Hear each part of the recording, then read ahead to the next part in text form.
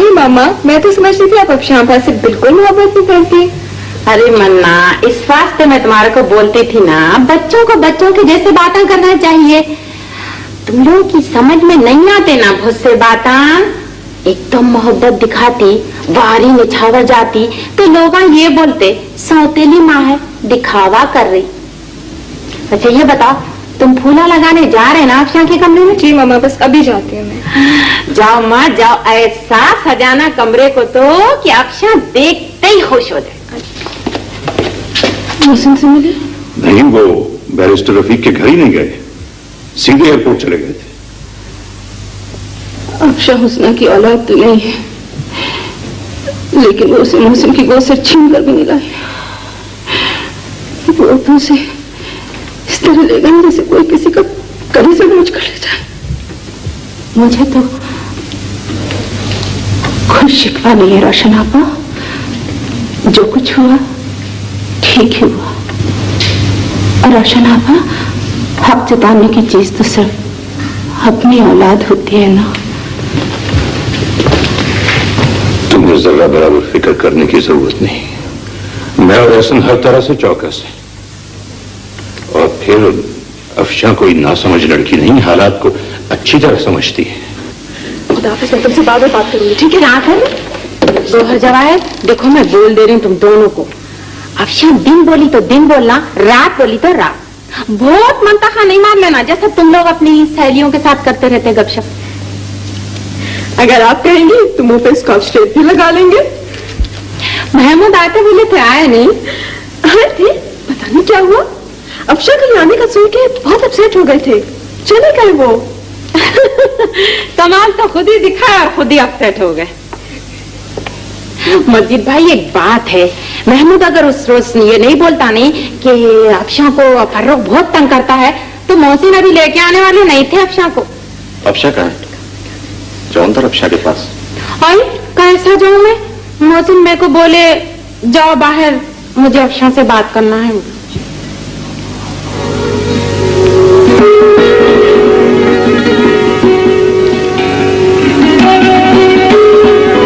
ये तुम्हारा घर है, हर चीज तुम्हारी है। जो चीज तुम्हें पसंद है तो मांग लो, ले लो। तुम्हें किसी से पूछने की भी कोई जरूरत नहीं है। और जो चीज तुम्हें नापसंद है उसे उठाकर फेंक दो। तुम्हें दुनिया में किसी चीज की कोई कमी नहीं होगी। अफशां बेटे, मेरी एक आरज़ू है, मैं चाहता हूं कि तुम वो पूरी कर दो। क्या अब्बू? बेटे, कभी कोई काम मुझसे छुपा कर न करना। बोलो, नहीं करोगी ना? नहीं अब्बू, कभी नहीं करूंगी। कोई ऐसी बात तो नहीं जो तुम मुझसे छुपा रही हो? है अब्बू। क्या? आप नाराज तो नहीं होंगे? बता दोगी तो खुश हूंगा बेटे। अब्बू, मैं पप्पू को फोन कर लूं?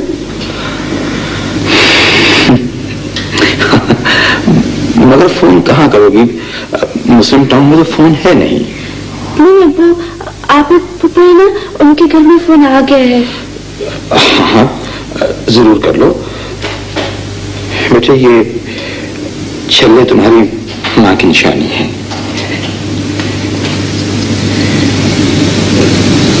न जाने किस मुदंगी मेम का खून आया इस कमबख्त अफशां में। मैं अपने हाथ कटवा दूं अगर अफशां मोहसिन की लौटी हो।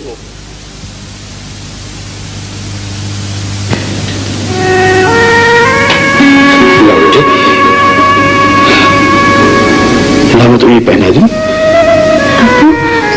अब्बू मेरी माँ। हाँ बेटे, तुम्हारी माँ।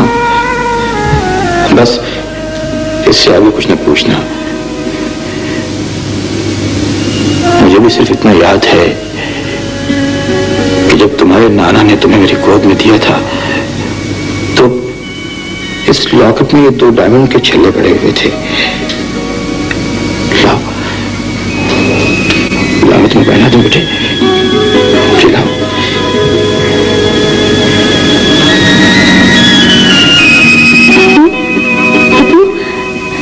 शुक्रिया कह दो।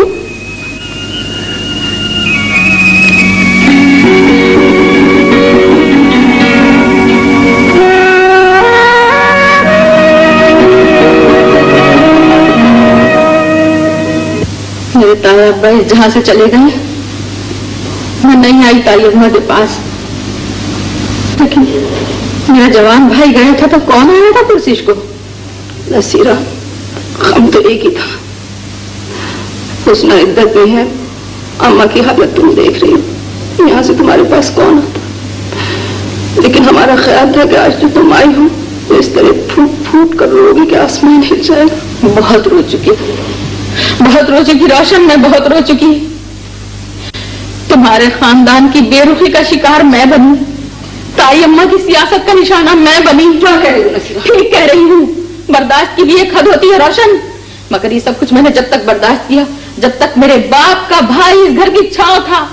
आज ताई अब्बा नहीं रहे तो मेरा कोई रिश्ता बाकी नहीं रहा इस घर में। नसीरा आपा मर गई नसीरा, जनाजा पड़ा है उसका घर पे।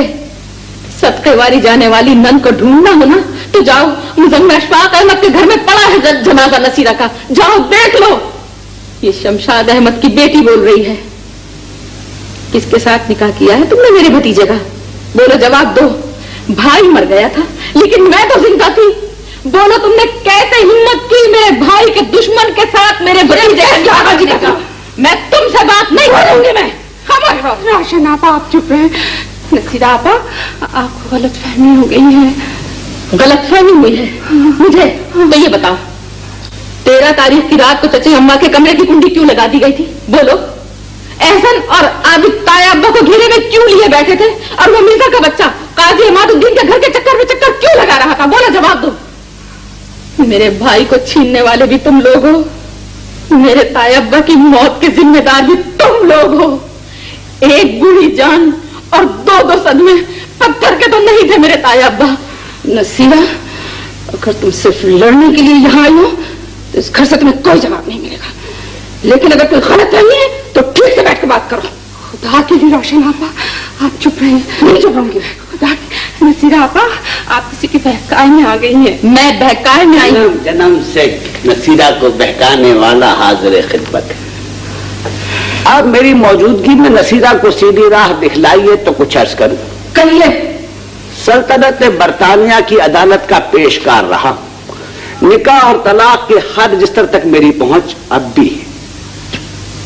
फर्रुख बेबाप का बच्चा जरूर था, नसीरा जैसी जाहिल औरत उसकी फूफी जरूर थी, मगर वो आपका भी तो कुछ लगता था। हाँ, जहां तक अफशां की परवरिश का मामला रहा हम कुछ नहीं बोल रहे, मगर अब वो अली की बहू बन रही है तो आपका भी तो कुछ हक बनता है। उसकी वालदा और वल्दियत के बारे में थोड़ी सी छानबीन कर ली जाती तो अच्छा था।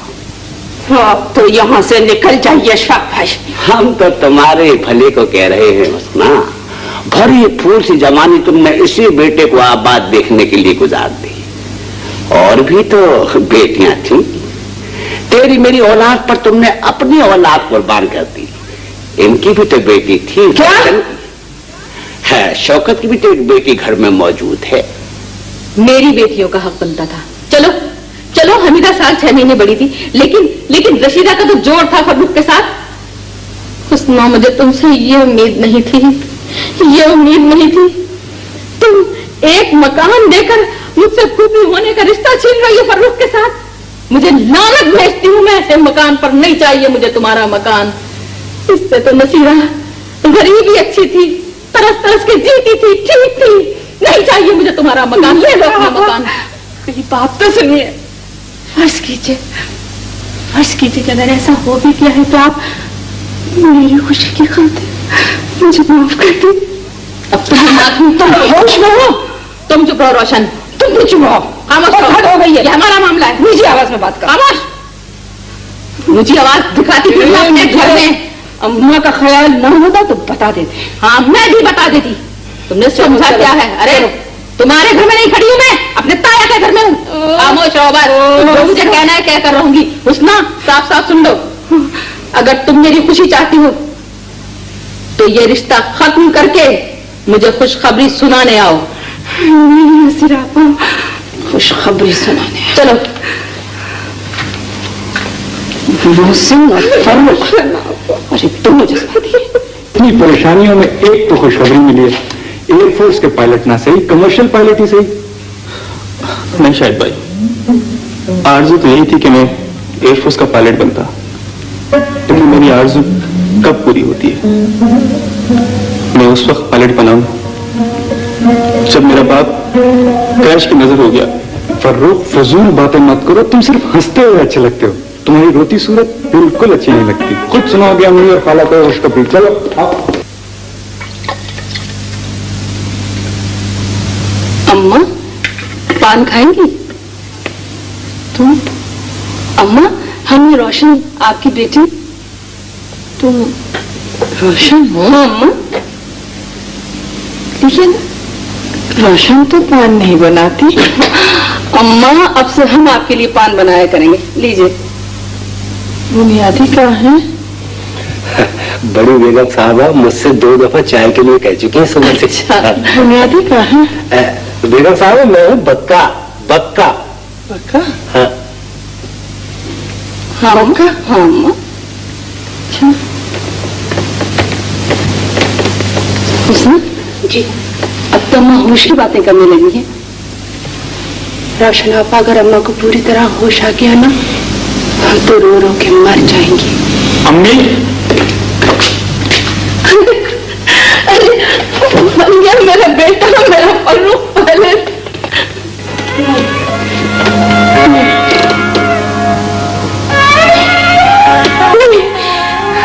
रोशन आपा सीखने जाके कपड़े बदल के आए, मैं सब पायलट नहीं बनने दूंगी। अम्मी मेरी फिक्र मत कीजिए, मैं बड़ी ठीक चीज हूँ, इतनी आसानी से नहीं मरूंगा। हुस्ना खाला आपको पता है कमर्शियल पायलट की हैसियत से जितने टेस्ट फर्रुख ने दिए सब में इसकी पोजीशन आउटस्टैंडिंग है। ये हजरत आज खुद मुल्तान से जहाज लाहौर लेकर आए। बस अब आप लोग भी जरा हंसना मुस्कुराना सीखे हैं जब देखो ये मेलोड्रामा चल रहा है। खाला प्लीज आज तो खुश होना। खाला थोड़ा सा। अम्मी आप कहिए ना प्लीज। अच्छा ये गुलशन वगैरह कहाँ है सब? गुलशन और चमन देवी तो ऐसा मियाँ के घर गई है। और अम्मी ये अफशा कहाँ है? अपने बाप के साथ चली गई। क्या?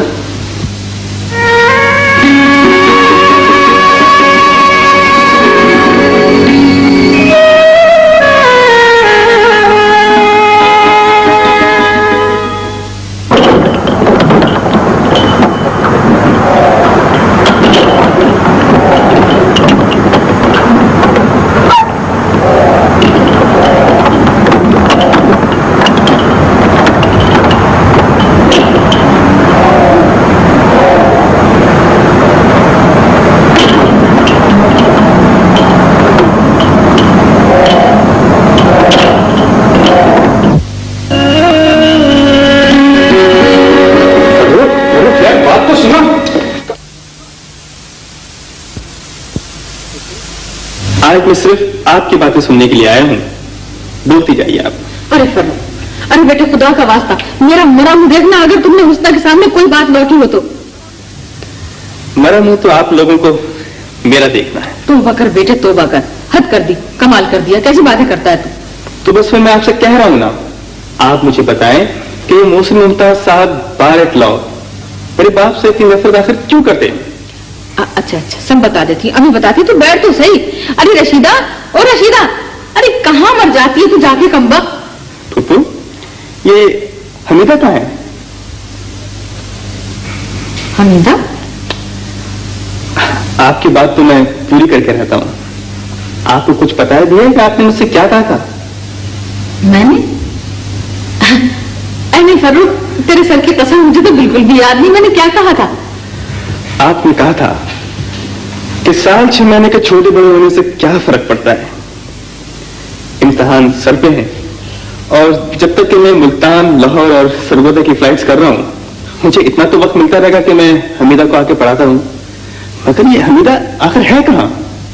वो मैंने परसों से जरा डांट दिया था, बस वो अटवा दी ये पड़ी है। देखो, ये है फर्क हम में और तुम्हारी माँ में। तुम्हारी माँ तुम्हें मारती है, कोसती है, धुतकारती है, तुम्हारे नसब का मजाक उड़ाती है, दूसरे लफ्जों में तुम्हें जलील करती है। और एक हमें कि हर जगह तुम्हें बचाने खड़े हो जाती। कैसा है ये अकबर? अकबर ज्यादा अच्छा है या उसकी 4 पहियों वाली मर्सिडीज? मर्सिडीज में बैठने से अकबर की जात तो नहीं बदल जाएगी। 48 तक तो हमें भी याद है कि उसकी मां थड़े पर बैठ के सौदा सुलूफ बेचा करती थी। बहुत अच्छी लगती है ये मोटर वाली। एक नहीं तो नहीं हूँ, बहुत सी लड़कियां कॉलेज से चली जाती हैं, उन्हें तो कोई कुछ नहीं कहता। भाई 4 बजे रात तक गायब रहोगी तो परेशानी तो होगी। देखो ना, कोई हादसा हो जाए तो पुलिस तो हमें ढूंढती फिरेगी। हम गरीब आदमी कहां से लाएंगे रुपया, किस किस को खिलाएंगे? अब्बा फरीद भाई आए हैं, वो पायलट हो गए हैं, पापा आए हैं। अच्छा चलो चलो आते हैं, जाओ। सुना तुमने, बन गया फर्रुख पायलट। भाई तुम्हारा रिश्ता हो तो तुम्हारी नसब का तो हो है, देखो ना हम जैसे नवाबजादों की टक्कर का तो हो। कैसा लगता है तुम्हें ये फर्रुख? जवाब दो। भाई है मेरा। चचा ताया फूफा की औलाद सब बहन भाई होती है। अगर तुम्हें पसंद हो तो तुम्हारी माँ को राम करो। कैसी बातें करें अब्बा, वो तो उससे छोटा है। भाई 6 महीने की छोटाई बड़ाई क्या चीज होती है, और फिर कोशिश कर लेने में क्या हर्ज है? देखो ना, अगर मुखालिफत हुई तो तुम्हारी माँ ही कर सकती है। वो ही अपनी औलाद को कम नसब और अपने भाई के बेटे को अर्श का तारा समझती। तुम्हारा रिश्ता हो तो हमारे जोड़ का तो हो। हाँ, लड़का हो तो फर्रुख जैसा।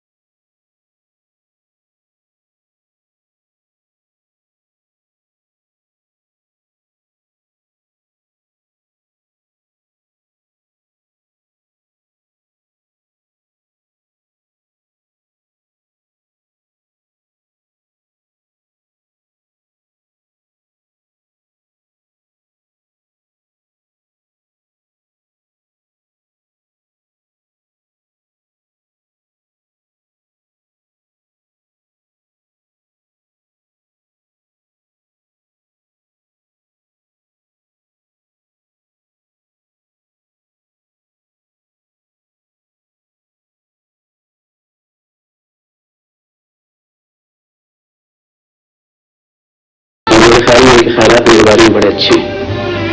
पता नहीं, मुझे तो बताया नहीं था कि अगर शर्मिल भाई या अगर कोई और लड़का मुझसे इस तरह बात करे तो मुझे किस तरह जवाब देना चाहिए। अच्छी मुसीबत है, चाह भी तो नहीं सकती। और ये हजरत जम के बैठ गए। ये गाना बहुत पसंद है आपको? जी जी। अक्सर सुनते हैं आप गाना? जी, अभी रेडियो में किया था। आज पहली बार सुना? जी। अगर आज पहली बार सुना तो मेरी जिंदगी का हिट सॉन्ग आज से यही गीत है। अच्छा, आप दोनों यहाँ बैठे हुए, ये पूरे घर में ढूंढने का थक गई। शहजादा पता कहाँ, डिनर का वक्त हो गया। था डॉक्टर किरमानी कि मैं कुछ छोड़कर आया हूँ। नहीं मोहसिन नहीं, मैं अली को तुमसे ज्यादा जानता था। हमने कॉलेज का जमाना एक साथ गुजारा था। वो एक दयानतदार और बावसूल आदमी था। मैं नहीं मानता कि उसका तुम्हारी बीवी में कोई इंटरेस्ट होगा। मेरी बीवी उसे चाहती थी, ये तो मान लोगे? ये तो मानोगे कि पिछले 18 वर्षों में इस खत के अलावा उसने मुझे कोई और खत नहीं लिखा। क्यों? अगर मेरा बेटा बचपन से उसके पास था तो इसकी इत्तला मुझे पहले क्यों नहीं दी? मोहसिन, तुम मेरे बहुत अच्छे दोस्त हो, लेकिन जब बात करते हो तो अपने कुछ दरवाजे बंद कर लेते हो। सिर्फ वाक़े को याद रखते हो, वक्त और उसके तकाजे भूल जाते हो। कुछ याद नहीं किरमानी, कुछ नहीं। तुमने कहा था कि इंसान का बच्चा समझकर साथ ले आया हूं किरमानी। मैं नहीं जानता कि वो मेरी बेटी please Kirmani, forgive me for that. Hussain, मेरा मकसद तुम्हारा दिल दुखाना नहीं है। तुम्हें यही समझाना है कि जब तुम अफशां को अपने माँ बाप के पास छोड़ने गए थे तो वक्त और था, और आज जब तुम अपनी बेटी की मोहब्बत में सरशार हो तो ये वक्त दूसरा है। मुझे ऐसा लगता है किरमानी, 18 वर्ष के बाद अली ने यह लिखकर कि मेरा बेटा जिंदा है, मुझसे इंतकाम लिया है। तुमसे इंतकाम लेने वाला खुद क्यों मर गया? उसे तो तुम्हारी असियत देखने के लिए जिंदा रहना चाहिए था। उसे इस वक्त अपनी सफाई के लिए तुम्हारे बेटे की गवाही की सबसे ज्यादा जरूरत थी। बदनसीब था अली। अगर वो तुम्हारे बेटे को अपने साथ लेकर यहां आ जाता तो खुद सोचो मोहसिन, तुम्हारी क्या हैसियत होती? मुझे खौफ था किरबानी, अगर बेटे के तसव्वुर से खुशी थी तो अली के सामने अपनी रसवाई का बहुत खौफ था। अली के खत आने से पहले मुझे एहसास नहीं था कि मैं सचमुच इतना छोटा इंसान हूं। आइए भाभी, आइए आइए। नहीं, आप लोग बातें कीजिए, मैं खाना लगवाने जा रही हूँ। वो भाई, खाना मैं घर जाकर खाऊंगा। अच्छा, अफशा अब इतनी प्यारी हो गई कि उसके बगैर खाना भी नहीं खा सकते। जरतार भाभी के जमाने में तो आप खा लिया करते थे। वो मेरा भी घर जाकर मैं खाना नहीं खाता हूँ तो वो सो जाती है। बेगम साहब आइए ना। हाँ, मोहसिन, मैं तुमसे एक बात कहना चाह रहा था। क्या? तुम अजनबी के चक्कर क्यों नहीं लगा लेते? मुझे यकीन है कि तुम्हारी बीवी जिंदा होगी और वही होगी। अगर अब्दुल्ला जिंदा है तो मेरा चेहरा ऐसा कहां रहा है कि उसका सामना कर सकूं?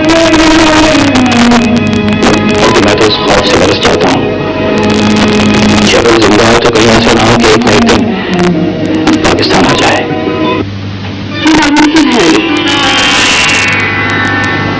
पाकिस्तान जाने का तो सवाल ही पैदा नहीं होता। इस चलते हुए चाहिए कि हमारे से खाद देखा उसकी ताबीर पे अपने हाथों से छीन ली है। मैं क्या कर सकता हूँ शायद मेरी अपनी तकदीर की खराबी है कि जिस आदमी की बेहतरी के लिए सोचता हूँ वही मुझे अपने दुश्मनों की सफ में खड़ा कर देता है। ये जो इस्लामी दुनिया में आपके लाखों चाहने वाले हैं, उन्हें भी आपने अपने दुश्मनों के सफ में ना खड़ा किया। नहीं, आपकी अपनी भी कुछ कमजोरी। बेशक, मैंने तो कभी दावा नहीं किया कि मैं भी मिसाल हूं। आप एक ऐसे लीडर हैं जो दुनिया के इतने बड़े घर में अपना समझकर जाना और पहचाना चाहता है, लेकिन जिसकी खुद अपने घर में अपने रिश्तेदारों और जान पहचान के लोगों में कोई पहचान नहीं, और फिर जो आपके करीब रहना चाहता है आप खुद उससे दूर जाना चाहते हैं। मैं आपके लिए खौफजदा हूं। मैं डरती हूं कि आपके घर वाले शायद आपको पहचान नहीं पाएंगे। एक वक्त से जब मुझे भी पहचाने जाने की आरज़ू थी। पहचान उनके हर दौर में जरूरी होती है।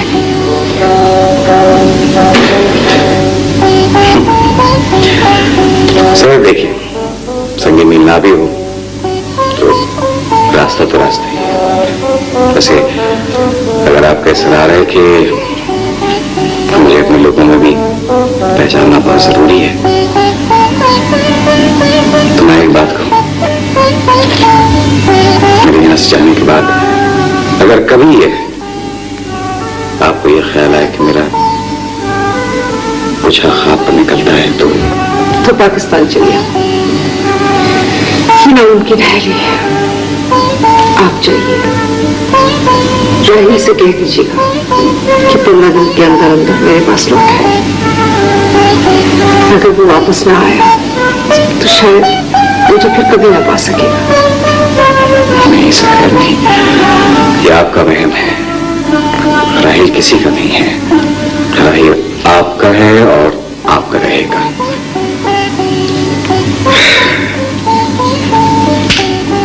मैं चाह तो रहा हूं, लेकिन हम कहीं भी देखें बहुत सी ट्रांसपेरेंट उलझनों का एक जाल है।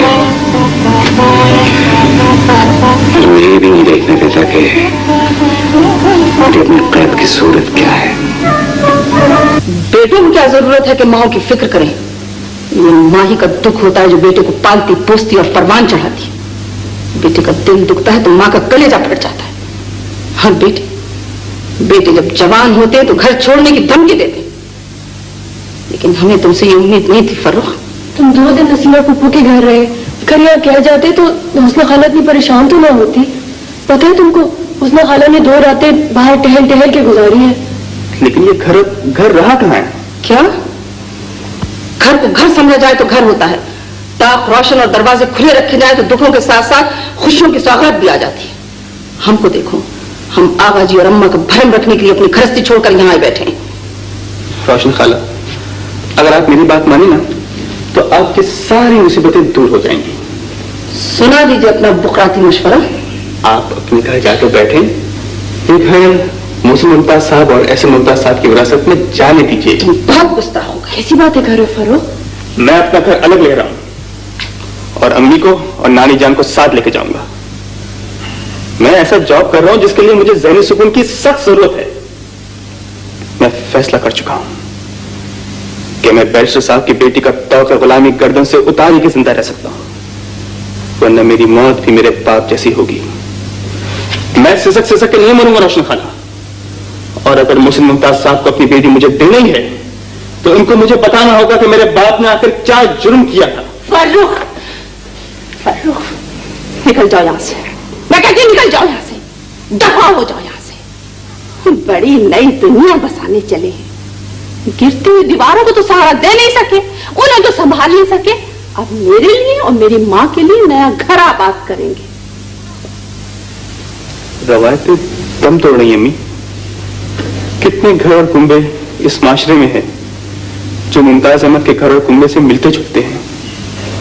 ये फर्द की दुनिया है अम्मी, कुंबे की नहीं। हमें अपने फैसले खुद करने का इख्तियार मिलना चाहिए। अगर आप लोगों की समझ में ये बातें ना आई तो हम सब चची जान और मोहसिन मुमताज जैसे रिश्तेदारों की सियासत का शिकार बन के रह जाएंगे। जबान को लगाम दो, दफा हो जाओ। अफशा को यह इख्तियार दिया जा सकता है कि वो आप सब लोगों को छोड़ के चली जाए, लेकिन मुझको मेरी बेवा मां के लिए अलग घर करने का इख्तियार नहीं दिया जा सकता, सिर्फ इसलिए कि अफशा का बाप जिंदा है और मेरा मर गया।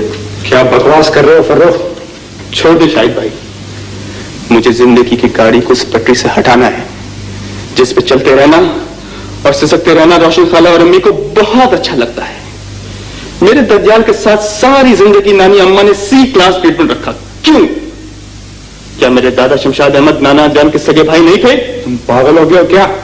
कहने दो शाहिद, इसे अपने दिल की भड़ास निकाल लेने दो। जिंदगी के सारे खेल में सबसे ज्यादा चोटें जिसके आई वो फर्रुख है। रोशन खाला, मैं तो सबको हंसाता रहता हूं ना, लेकिन कोई मुझको हंसाने की कोशिश क्यों नहीं करता? अम्मी से कह दे कि मुझे माफ कर दो, मुझे माफ कर दो। अरे आप अभी तक तैयार नहीं, कमाल है। अरे आपकी फ्लाइट का टाइम हो रहा है। जाओ बेटे सुधार अल्लाह के बाद। कोई फरूक रजा साहब आपसे मिलने आए। 2 मिनट के लिए बाहर रोकिए उन्हें। बेहतर।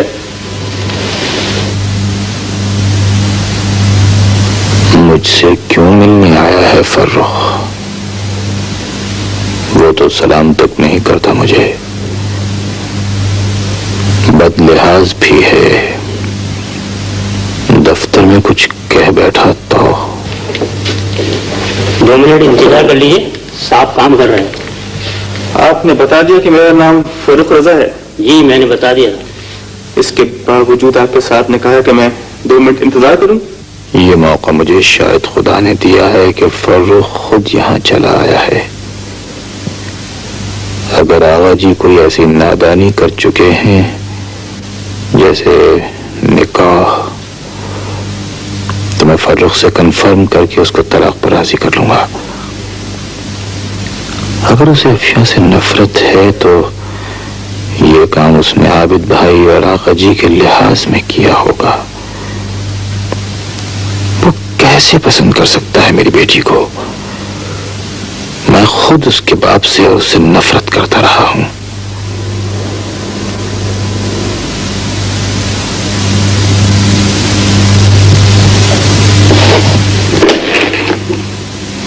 फर्रुख खुदा को भेजिए अंदर।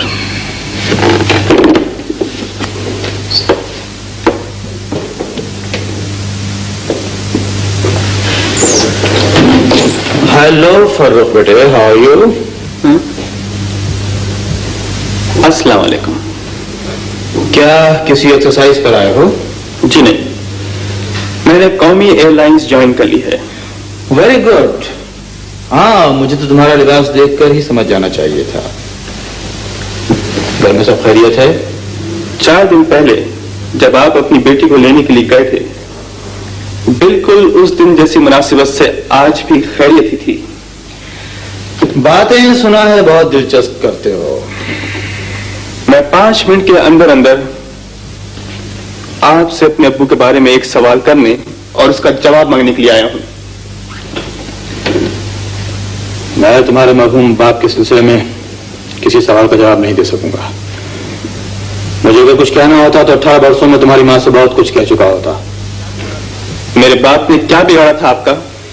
तुम्हारे मरहूम बाप ने मेरे बारे में एक जुमला कहा था जो मैं दोहराता हूं। बहुत खूबसूरत जुमला था। तुम्हें अपनी जिंदगी बनानी ही नहीं आती है तो दूसरे को बिगाड़ने की क्या जरूरत है? वाकई अगर मुझे अपनी जिंदगी बनानी नहीं आती है तो मैं तुम्हारे बाप के इल्जाम क्यों दूं सर पर? इसका मतलब है कि मेरे अब्बू ने मुझे जो कुछ कहा है वो सब सच है। आपकी जिंदगी बनाने या बिगाड़ने में मेरे बाप का कोई हाथ नहीं था। Thank you very much. खुदा हाफिज। फारूक, मेरी बात सुनो। मेरे पास वक्त नहीं है। मुझे तुमसे एक जरूरी बात करनी है। तो आप मेरे ऑफिस मालूम करके मुझसे लाहौर आके मिल सकते हैं। बहुत बदतमीज और गुस्ताख लड़के हो तुम। बदनामी का ये दाग तो बचपन से मेरे माथे पे लगा हुआ है। वैसे भी कुछ और रुसवाइयां शायद आप ही मेरे खाते में डाल गए हैं। घर घुसा, लड़कियों में खुश रहने वाला, निकम्मा, यतीम और लावारिस बच्चों के लिए माशरे में शायद इसी किस्म के इल्जामात लगाए जाते हैं। आप भी इसी रवायती माशरे के एक फर्द हैं बैरिस्टर साहब। मुझे कोई शिकायत नहीं आपसे। मुझे तुम सिर्फ मेरे एक सवाल का जवाब दे दो। वो ये कि अफशा से मैंने निकाह क्यों किया? निकाह हुआ है? घबराइए मत, पहला ही निकाह हुआ है। वैसे भी कुछ कहा नहीं जा सकता कि निकाह इसी को कहते हैं जैसा कि मेरा हुआ है। अगर दोबारा इसी तरह निकाह करना पड़ा तो पहले निकाह की कंफर्मेशन हो जाएगी। आपको इतला दे दूंगा। तुम्हें मेरी बेटी को तलाक देना होगी। थैंक यू वेरी मच, लेकिन जरा कागजात जल्दी तैयार कर लीजिए। ऐसा ना हो कि काजी साहब नाना जान की दोस्ती का हक निभाने के लिए ये वसीयत लिख दें कि फरूक और अफशा के निकाह के कागजात उनके साथ दफन कर दिए जाएं। फिर तो मुसीबत हो जाएगी आपकी। गुस्ताख नालायक, अपना ऑफिस। जितना जल्दी शहरियार का निकाह अफशा के साथ करवा सकती हो करवा दो। ऐसा क्या मजीद भाई, आप समझते मोहसिन को समझाना कोई आसान काम है? इतनी मुश्किल से तो आई नहीं। हाँ भाई मैं ज्यादा दिन वेट नहीं कर सकता, मुझे वापस भी आना है। आपकी तरकीब मेरे समझ में नहीं आई। लंदन से प्लान बना के यहाँ बैठे, शहरियार की शादी करा रहे हैं उससे। आपको क्या मिलेगा भाई? भुट्टे। तुमको इतनी दौलतमंद बहू मिलेगी तो मुझको कुछ कैसे नहीं मिलेगा? 20 लाख रुपए मोहसिन से अफशा की शादी के लिए लोगी, 4 लाख में शादी का खर्चा कर देना, 8 लाख तुम्हारा, 8 लाख मेरा, प्लान खत्म। सुना नहीं आप लोगों को? पापा सोते अभी जरा मोहसिन नहीं आए ना। मोहसिन नहीं बोल के उसके खिलाफ साजिश हो रही है। साजिशों कौन का ले रहा है नवाब साहब? बच्ची के भले का सोच रही ना हम लोग। बच्ची के भले का सोच रहे हैं। अचानक बहुत मोहब्बत आ गई बच्ची से। माशाल्लाह बड़ी बेदौक शख्सियत के मालिक है ना आप लोग। कोई आंख का अंधा और कान का बहरे भी एतबार करेंगे आपकी बात का। ये बातें आप पर सस्ती नहीं नवाब साहब, आप चुप बैठ जाए। आप और आपके साहबजादे जो बातें करने वाले हैं ना, वो गिलादत तश्ती आप जैसे खुद गरज लोगों के ऊपर है। बड़ा शायान शाम काम करेगा। मजीद कान खोलकर सुन लो, जिस तरह लंदन से आए हो ना उसी तरह वापस चले जाओ। सरताज का घर बर्बाद नहीं करने दूंगा मैं तुम माँ बेटे को। वहां हस्बे हिदायत सबने सब चादरें ओढ़ी हुई हैं, समा पसंदीदा है। अम्मा आप खुशबू पसंद करती हैं? सुभान अल्लाह। खुशबू की कुछ कमी महसूस हो रही है। लाइए अपनी अंगूठी दीजिए। ये अंगूठी ये मेरे मियाँ की निशानी है। लाइए लाइए लीजिए।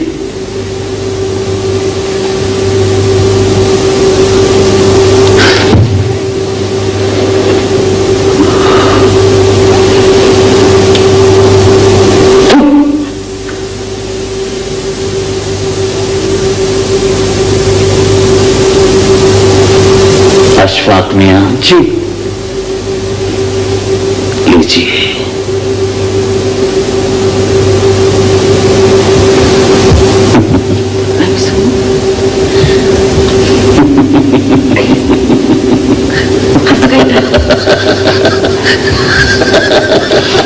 वाह वाह वाह वाह वाह वाह वाह।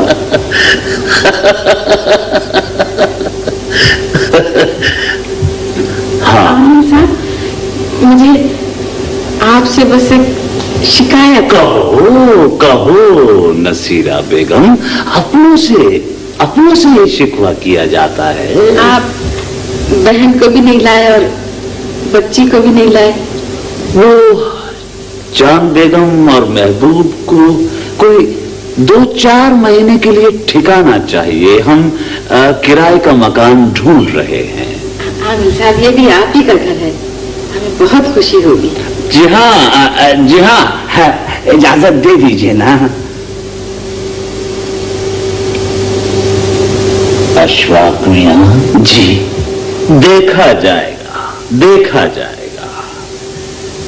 हाँ तो अम्मा अब कुछ दुख दर्द की बातें कही सुनी जा सकें, कहो नसीरा।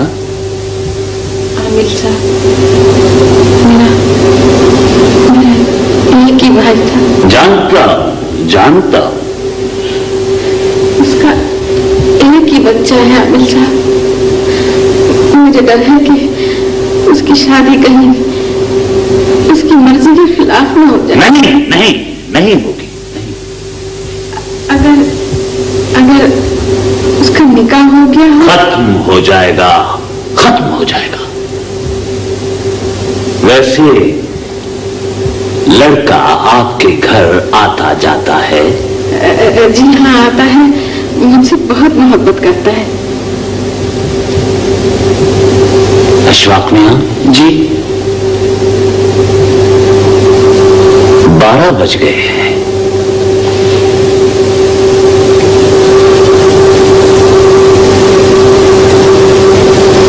अशफाक मियां जी। मोहब्बत करने वालों और नफरत करने वालों की आजमाइश की यही घड़ी है। रमजान जी साहब। हफ्शा भी मेरा खाना खा लिया?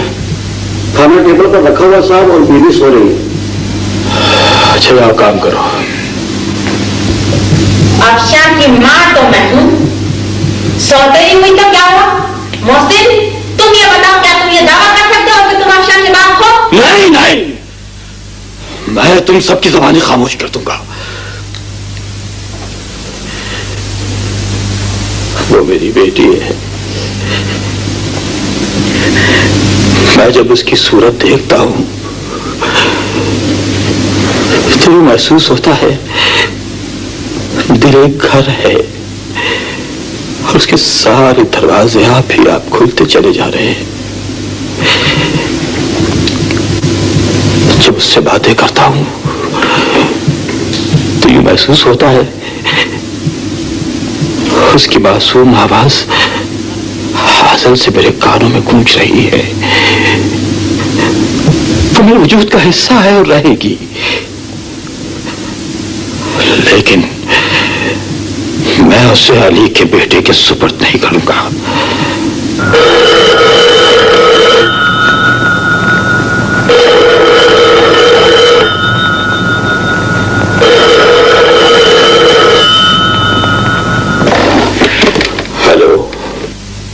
मैं सही बोल रही हूँ मोहसिन अंकल, मैं सही बोल रही हूँ। गौहर की फ्रेंड। हेलो।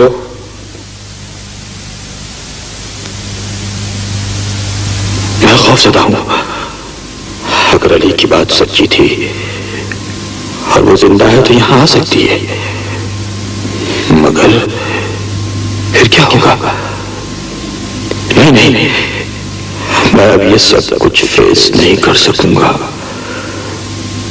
मेरी इज्जत, मेरी शोहरत, बच्चों की निगाहों में मेरी मंजिल, सब कुछ खत्म हो सकता है। अगर वो आ भी गई तो अफशा के इंटरेस्ट में भी उसे कबूल नहीं कर सकूंगा।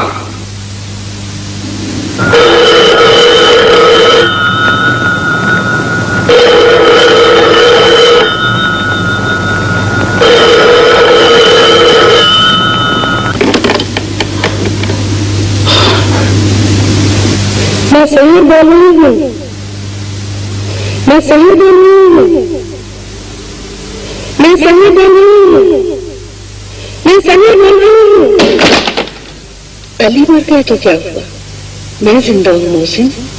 आज नहीं तो कल, कल नहीं तो परसों मैं अपनी बेटी को देखने के लिए पाकिस्तान जरूर पहुंचूंगी। पाकिस्तान जरूर पहुंचूंगी। पाकिस्तान जरूर पहुंचूंगी। पाकिस्तान जरूर पहुंचूंगी। नहीं नहीं, तुम मर चुकी हो। तुम्हारा अपनी बेटी से कोई वास्ता नहीं है। मैं तुम्हारे हाथ जोड़ता हूं, चली जाओ, चली जाओ। जी साहब, ये टेलीफोन। हाँ हाँ, तुम जाओ।